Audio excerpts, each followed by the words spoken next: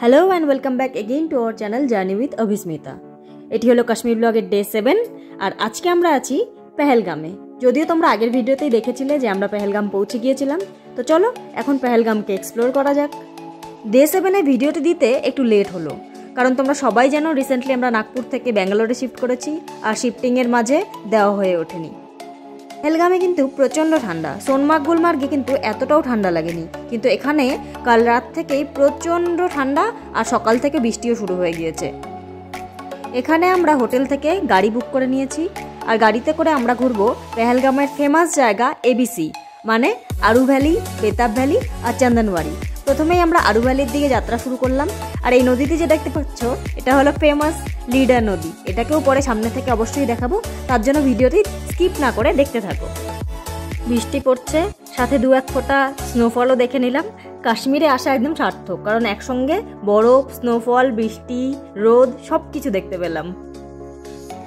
তো তোমাদের সাথে গল্প করতে করতে পৌঁছে গেলাম আরু ভ্যালিতে। খুবই সুন্দর, চারদিকে পাহাড়ে ঘেরা একটি হিল স্টেশন।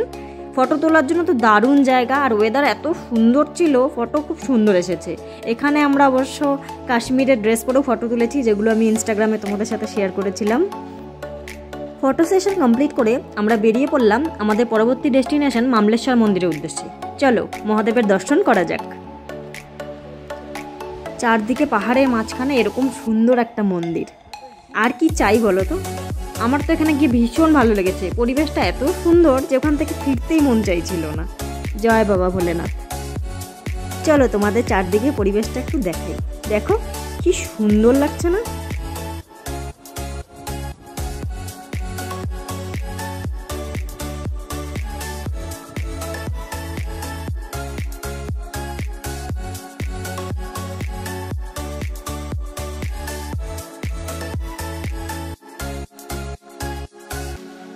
মহাদেব দর্শন সেরে নিয়ে আমরা বেরিয়ে পড়লাম আর সোজা চলে এলাম পেহেলগামেরই আর একটা ফেমাস মন্দির গৌরীশঙ্কর মন্দিরে।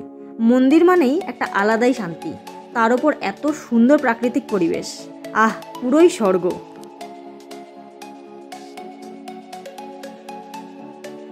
এতক্ষণ দূর থেকে যে নদীটি দেখছিলে লিডার নদী, এই সেই লিডার নদী। বলেছিলাম না সামনে গিয়েও দেখাবো তার অপরূপ সৌন্দর্য।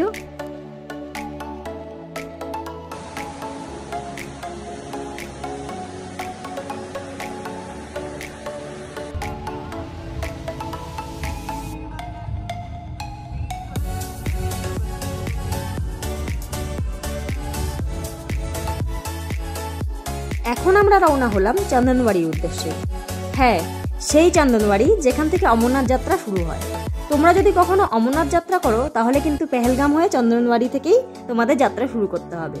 পেহেলগাম থেকে চন্দনওয়ারির দূরত্ব মাত্র 16 কিলোমিটার। চলো যাওয়া যাক।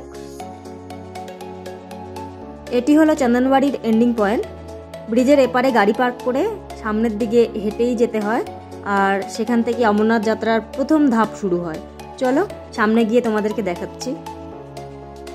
অমরনাথ যাত্রা যখন শুরু হয় সেই সময় কিন্তু দর্শনার্থীরা এই পথেই যাত্রা শুরু করে। যদি কখনো মহাদেবের ডাক আসে তবে আমরাও যাব। মহাদেবের কাছে এটাই চাই এখন, যে আমাদেরও ডাকুক। কেমন লাগছে তোমাদের? বলো কেমন লাগছে?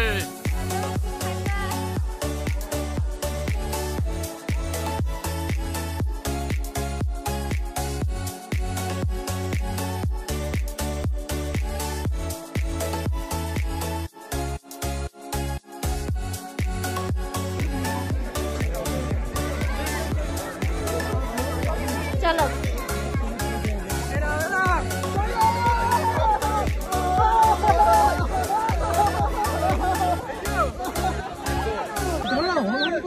চলো আমরা উপরে যাই।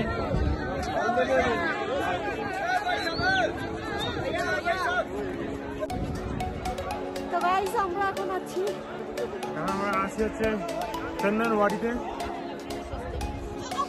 দেখো ভিউটা দেখো।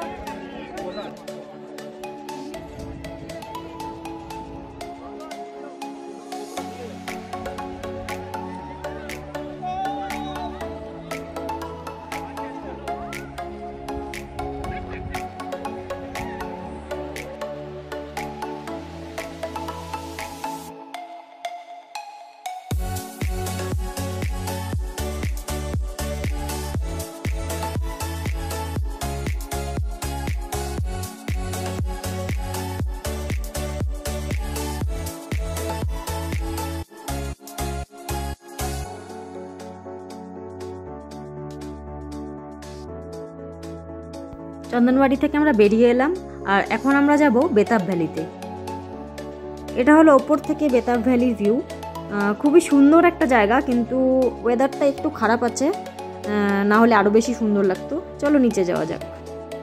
আমরা নিচে আস্তে আস্তে বৃষ্টি চালু হয়ে গেছে, ভালোই জোরে বৃষ্টি পড়ছে। আমরা ছাতা নিয়ে টিকিট কেটে ভেতরে ঢুকে পড়লাম, কারণ এই জিনিসগুলো ফিরে পাওয়া যায় না লাইফে বারবার।